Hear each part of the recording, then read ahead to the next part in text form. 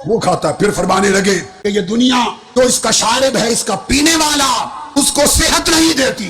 دنیا ایک ایسی شراب ہے، ایک ایسا مشروب ہے جو اس کو پیے اس کو صحت نہیں دیتی، اور جو اس کا ساتھی بنے اس سے وفا نہیں کرتی. کتنے تخت پر آئے، انجام بھول گئے، تخت انہیں چھوڑ گئے، وہ تختوں کو چھوڑ گئے. کتنے محلات آباد تھے، آج وہ محلات کھنڈرات میں بدل گئے. کتنی آبادیاں کھنڈر بن چکی. اے اپنا زمانہ یاد کرو. آج اس ملک پاکستان پر اللہ کی ناراضگی کے کتنے اثرات ہیں. کہیں پانی بند ہے، کہیں بجلی کم ہے، کہیں روزگار کم ہے، کہیں آٹا کم ہے، کہیں مہنگائی زیادہ ہے. جان کی حفاظت نہیں، مال کی حفاظت نہیں، عزت و آبرو کی حفاظت نہیں. بم ہے، گلینگ ہے، گولی ہے، ہر طرف ایک قیامت بپا ہے.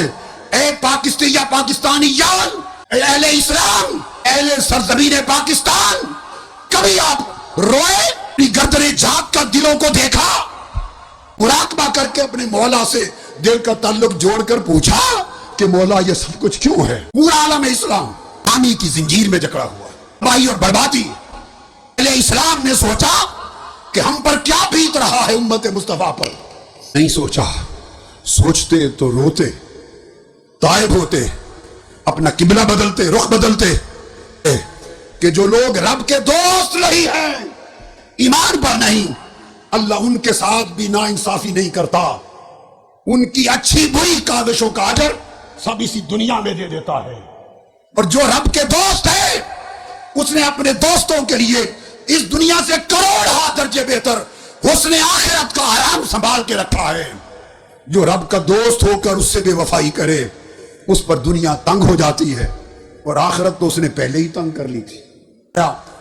اس دنیا کے نشے میں دھوتنے والوں، یہ اپنے ساتھی کو وفا نہیں کرتی اور پینے والے کو شفا نہیں دیتی. اور پھر آپ نے فرمایا دنیا منیت الاشقیاء، دنیا بدبختوں کی آرزو ہے، بدبختوں کی تمنا ہے. اور امام جعفر صادق علیہ السلام فرماتے ہیں کہ اللہ تعالیٰ نے حضرت عیسیٰ علیہ السلام کی طرح وحی فرمائی. امام جعفر صادق فرماتے حضرت عیسیٰ علیہ السلام کی طرح وحی فرمائی. حضرت عیسیٰ علیہ السلام نے پوچھا مولا تیری بارگاہ میں کیا تحفہ بھیجوں جو تجھے سب سے زیادہ پسند ہو، کیا تحفہ بھیجوں؟ اللہ پاک نے فرمایا یا عیسیٰ حب لی من عینیک الدموع ومن قلبک الخشوع وکحل عینیک بمیل الحزن. فرمایا عیسیٰ اگر میری طرف تحفہ بھیجنا ہے تو اپنی آنکھوں کے آنسوؤں کا تحفہ بھیج. میرے پاس سب کچھ ہے، آنسو نہیں. سب کچھ ہے مگر ناندم اور شرمندگی کے، ندامت اور شرمندگی کے آنسو نہیں. مجھے اپنی آنکھوں کے آنسوؤں کا تحفہ بھیج اور اپنے دل کے خشوع اور رقت کا تحفہ بھیج. خشوع اور خضوع ہے اس کا تحفہ بھیج. پھر آپ روایت کرتے ہیں امام جعفر صادق رضی اللہ تعالیٰ عنہ فرمایا کہ اللہ تعالیٰ نے حضرت موسیٰ علیہ السلام کو وحی بھیجی. تورات اتارنے کے بعد اپنی کتاب تورات اتاری اور وحی بھیجی اور فرمایا اسمعنی لذاذت التورات بصوت خاشع حزین. اپنی کتاب اتار کے فرمایا اے موسیٰ یہ جو میں نے تورات اتاری ہے اب میں چاہتا ہوں کہ اس کو خود سنوں، کام خود سنوں. اور وہ جو تیری درد و سوز والی، رقت اور گداز والی آواز ہے اس گریہ و بکا اور درد و سوز والی آواز سے میری زبور پڑھ اور میں سن کر خوش ہوں گا. تو رب اپنا کلام بھی گریہ و گداز کے ساتھ سن کر خوش ہوتا ہے، کلام اس آواز کے ساتھ سن کر خوش ہوتا ہے. حاضرین محترم، خلاصہ کلام یہ ہے کہ ہماری زندگی کے یہ دن جو لمحے ہم کو نصیب ہیں یہ مستعار زندگی ہے. ہم میں سے کوئی اس زندگی کے دنوں کا مالک نہیں. یہ ایام و لیالی، یہ صبح و شام، یہ لمحات زندگی یہ ادھار ہے. اور ایسا ادھار ہے سن لو جس کے بارے میں کچھ خبر نہیں کہ مالک کب واپس مانگ لے. اس کے بارے میں کچھ خبر نہیں کہ مالک کب واپس مانگ لے. ہم نے اس ادھار کے مالک بن بیٹھے اور اس دار الغرور میں دل لگا بیٹھے. یہ رات کتنا الحمدللہ تعالی، کتنا بڑا عظیم حد نگاہ تک، بلکہ نگاہ کی حد جہاں ختم ہوتی ہے اس سے پیچھے تک سر ہی سر ہیں طالبین کے. دیکھیے ذرا آ کر دیکھیے ادھر بندوں کا نظارہ کیجیے. اوپر چڑھ کے کوئی حد دکھائی نہیں دیتی. اور اس طرح ہزارہ خواتین جو معتکف ہیں وہ دیوار کے پیچھے ہیں, انہیں باہر گراؤنڈ میں آنے کی اجازت نہ تھی. اور ہزارہ معتکف مسنون, انہیں مسجد کی چار دیواری سے باہر نکلنے کی اجازت نہ تھی, وہ ادھر ہیں. یہ آپ کو جو ہزاروں لاکھوں لوگ نظر آ رہے ہیں, یہ وہ طالبان حق ہیں جو نہ ادھر معتکف تھے نہ ادھر معتکف. یہ سب یہ وہ جو ان سے اضافتاً آج کی رات آئے. کس لیے آئے ہیں؟ میرا آخری سوال ہے, پھر ہم دعا کی طرف متوجہ ہوں گے. اگر آج کی رات بھی ہمارا شعور بیدار نہیں ہوتا اور ہمارے اندر ہمارا سویا ہوا من بیدار نہیں ہوتا اور رب سے جو ہمارا تعلق کٹ گیا ہے, ہم آخرت کو بھول چکے ہیں. ہر شخص اپنے ساتھ دھوکہ کر رہا ہے, اپنی اولاد کے ساتھ دھوکہ, اگلی نسلوں کے ساتھ دھوکہ, ملک و قوم کے ساتھ دھوکہ, اپنے دین کے ساتھ دھوکہ, اپنے نبی کے ساتھ دھوکہ. اللہ کا بندہ ہونے کا لیتے ہیں, لیکن ہماری زندگی اللہ کی بندگی سے خالی ہو چکی. تاجدار کائنات کی غلامی کا لیتے ہیں, مگر ہماری زندگی کا عمل مصطفیٰ کی غلامی سے خالی ہو چکا ہے.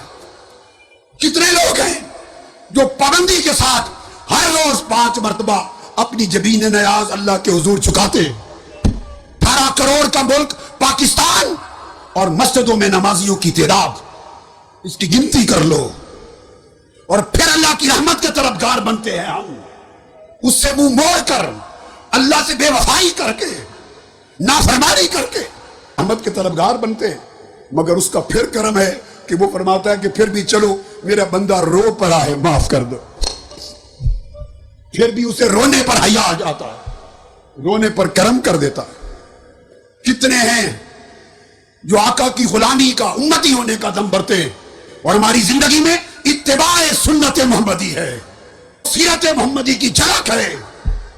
کتنوں کی زندگی تاجدار کائنات کی سیرت و سنت کے مطابق بسر ہو رہی ہے. کتنے گھرانے ہیں, کتنے ماں باپ ہیں, کتنے اس قوم کے بیٹے بیٹیاں ہیں جنہوں نے مصطفیٰ کو اپنا آئیڈیل بنا رکھا ہے, جنہوں نے سیدہ کائنات فاطمۃ الزہرا کو آئیڈیل بنا رکھا ہے. ہمارے آئیڈیل کچھ اور, ہماری دوستیاں کسی اور جگہ, رجحان کسی اور جگہ, لالچ کسی اور شے کا, طلب اور چاہت کسی اور شے کی, نام خدا و مصطفیٰ کا. دل پتھروں سے سخت ہیں, آنکھوں کے چشمے سوکھ گئے ہیں, تعلق ٹوٹ گئے ہیں. ہمیں پوری قومی سطح پر ایک توبہ کرنا ہوگی, اللہ کی طرف مڑنا ہوگا, اور گنبد خضرا کی طرف اپنا سفر شروع کرنا ہوگا. منہاج القرآن, میں نے زندگی اس تحریک کو, اس قوم کو, آقا کی امت کے جوانوں کو دے دی. خدا کو حاضر و ناظر جان کے بنا رہا. 25 26 27 سال پہلے جس کنال کے گھر میں رہتا تھا, آج میرے بچوں کی شادی ہو گئی, ان کی اولادیں, سارے ملک میں اس گھر کے سوا 1 انچ بھی زمین میں نے نہیں بنائی نا میرے پاس. نوکری کی, آقا آپ کی نوکری کی, میرے تاجدار آپ کی نوکری کی, مکینت امت خضرا آپ کی نوکری کی, صرف اس لیے کہ ان مردہ دلوں میں حضور آپ کی محبت کی زندگی آ جائے. بد عقیدگی کی لہر ہے, بے دینی اور بد عقیدگی کی لہر ہے. مصطفیٰ کی محبت, مصطفیٰ کا ادب, رسول کی تعظیم, رسول کا تعلق جڑ جڑ سے کاٹا جا رہا ہے اور کھینچا جا رہا ہے, اور مسلمانوں کو رسول سے بیگانہ بنایا جا رہا ہے. حضور کے غلاموں کو اپنے آقا سے بیگانہ بنایا جا رہا ہے, اور دنیا اور مال اللہ کے بندوں کو اللہ کا بیگانہ بنا رہی ہے. جینا مرنا, میں تو ہمیشہ نہیں رہوں گا, یہ ایک آواز ہے. آپ سنتے ہیں لوگوں, کچھ عرصہ اور رہے گی, کچھ دن اور ہوگی, جب اللہ نے چاہا یہ بھی بند ہو جائے گی. میری آرزو یہ ہے کہ میرے جیتے جیتے میری آنکھوں کے سامنے پاکستان کی نسلیں مصطفیٰ کے عاشق بن جائیں, میرے آقا کے عاشق بن جائیں, میرے آقا کی محبت میں فنا ہو جائے, ان کا جینا مرنا خدا اور مصطفیٰ کے لیے ہو جائے, اوڑھنا بچھونا حضور کی سنت ہو جائے, حضور کی سیرت ہو جائے, اللہ کے دین کا جھنڈا تھام لے, مسلمان ہو جائے, اور پھر بھولی بسری داستان خدا و مصطفیٰ کے تعلق کی دوہرا دیں. اس کے سوا کچھ نہیں. اس کے سوا نہ کچھ طلب کیا ہے، نہ ضرورت ہے، نہ کچھ مانگتا ہوں، نہ بناتا ہوں۔ والو صرف ایک رات دعا کا خیال لے کر نہ آیا کرو، خدا کے لیے زندگی بدلنے کا خیال لے کر آیا کرو۔ لمحوں کے سودے، عارضی سودے، اور جب صبح ہوئی پھر بے وفا ہو گئے خدا سے۔ یہ سودے اچھے نہیں ہیں۔ ان برے سودوں نے امت کو تباہ کر دیا، ملک کو تباہ کر دیا۔ پختہ سودے کرو، اللہ کے ساتھ پوری یاری لگاؤ، مصطفیٰ کے ساتھ کامل یاری لگاؤ، خدا کے ہو جاؤ، مصطفیٰ کے ہو جاؤ، پھر دیکھو اللہ کی عزت کی قسم اس کی رحمت بہار بن کر تمہاری زندگیوں میں کس طرح برستی ہے، اپنی کمری کس طرح تان کر آپ کے سروں پر قائم ہوتے ہیں۔ حضور کا فیض آج بھی جاری ہے۔ بدبخت ہیں وہ لوگ، نابینا ہیں وہ لوگ، اندھے ہیں وہ لوگ جو سمجھتے ہیں کہ وصال کے بعد فیض بند ہو گیا، معاذ اللہ ان کی قبر ہو گئی، زندہ نہ رہے۔ بدبختو تم زندہ نہ رہو، مصطفیٰ کو مردہ سمجھنے والوں، مصطفیٰ زندہ تھا، زندہ ہے، زندہ رہیں گے۔ ان کا فیض ابو بکر و عمر کو جیسے ملتا تھا، فرق یہ ہے وہ بلا حجاب پاتے تھے، اب امت کو پردے کے پیچھے سے عطا کرتے ہیں، اور یہ پردہ ہماری آنکھوں کا ہے، مصطفیٰ کا نہیں ہے۔ اگر ہم پردہ ہٹا لیں، مصطفیٰ آج بھی بے نقاب دیدار کراتے ہیں اپنے مردوں اور بے حساب عطا کرتے ہیں۔ اگر اس زمانے میں تھا تو آج اللہ معاذ اللہ بوڑھا نہیں ہو گیا، کمزور نہیں ہو گیا، اللہ کے کرم کا خزانہ ختم نہیں ہو گیا، ہمارے ہاتھ اٹھنا بند ہو گئے ہیں، ہماری جھولیاں پھیلنا بند ہو گئی ہیں، ہم عارضی ہاتھ اٹھاتے ہیں، رات کے اندھیرے میں سال میں ایک رات، اور صبح ہوتے ہی پھر اس مولا کے ساتھ عہد و پیمان کو بھول جاتے ہیں۔ تم عہد و پیمان کو پختہ کر لو، خدا کی رحمت تمہارے سر سے اٹھے گی ہی نہیں۔ اپنے دھیان اپنے دلوں کی طرف کر لو، تو اب ہوگی، مگر میں چاہتا ہوں یہ دعا آج کی رات دعا کے لالچ کے لیے نہ ہو، زندگی بدلنے کے لالچ میں ہو۔ آج آپ تک کوئی سن رہا ہے، کروڑوں افراد، خاندان، گھر، عورتیں، مرد اور بچے، سب کے لیے کہہ رہا ہوں، زندگی کے احوال کو بدلنے کا عہد کرو، رسول سے پکی یاری کرو، پکی یاری کرو، بس ایک پیغام ہے، پکی یاری کرو، خدا کے سچے بندے بنو، حضور کے سچے وفادار بنو۔ ادا عملی زندگی کی تبدیلی کے ذریعے ہونا چاہیے۔ تحریک منہاج القرآن کا فقط ایک ہی مقصد ہے، یہی غرض ہے، یہی غایت ہے، یہی منزل ہے، یہی ہمارا مصطفی انقلاب ہے۔ ہم دہشت گردی کے انقلاب کو نہیں مانتے، تحریک منہاج القرآن بلکہ امت محمدی دہشت گردی کو رد کرتی ہے، دہشت گردوں کو رد کرتی ہے۔ ہر دہشت گرد اسلام کا دشمن ہے، قرآن کا دشمن ہے، مصطفیٰ کا دشمن ہے، امت محمدی کا دشمن ہے۔ دہشت گرد کا کوئی تعلق نہ اسلام سے نہ کسی اور مذہب سے ہے، وہ ایک مجرم ہے۔ تائیدار کائنات اور تائیدار ان کا پیغام امن ہے، محبت ہے، اخلاق ہے، دوستی ہے، نرمی ہے، اپنے احوال کی اصلاح ہے، تقویٰ ہے، خدا کا خوف ہے۔ ایسا صالح بندہ بنانا ہے جو آخرت میں لوگوں کے کام آئے اور قیامت میں عذاب کے حقداروں کے کام آئے۔ یہاں بھی لوگوں کے کام کرے، قیامت میں بھی شفاعت کرے لوگوں کی، نفع بخش بندہ بن جائے، یہاں بھی لوگوں کے کام آئے، وہاں بھی لوگوں کے کام آئے۔ صحابہ نے اس حدیث کی کو روایت کی آقا سے، آقا نے فرمایا اللہ تبارک و تعالیٰ نے اپنی رحمت کے 100 حصے کیے ہیں۔ کتنے حصے؟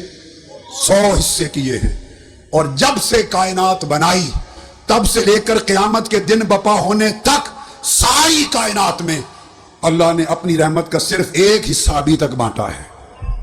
بخاری اور مسلم میں متفق علیہ حدیث بھی ہے، صرف ایک حصہ بانٹا ہے، اور 99 حصے اللہ نے قیامت کے دن کے لیے محفوظ کر کے رکھی۔ ساری کائنات میں اب تک بانٹا ہے، جس سے ماں کی مامتا چلتی ہے، باپ کی شفقت چلتی ہے، بھائی اور بہنوں کی محبت چلتی ہے، دوستوں کی دوستی چلتی ہے، جانوروں کی رحمت چلتی ہے۔